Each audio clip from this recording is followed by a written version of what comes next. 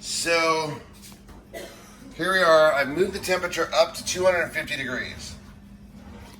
And we're still sitting at 169. So maybe the oven, I'm gonna have to increase it even hotter than that to get to my 190. But here's what we have down here. It is looking very briskety.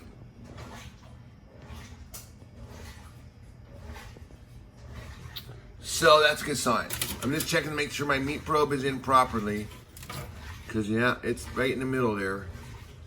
So it should be giving me a pretty good read.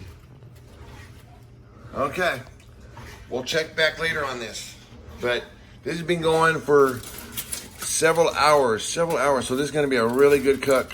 Now, if this was wood smoking, this would be delicious. I would guarantee you that. But because we're using oven, electric heat, that's dry heat. So dry air tends to dry things out.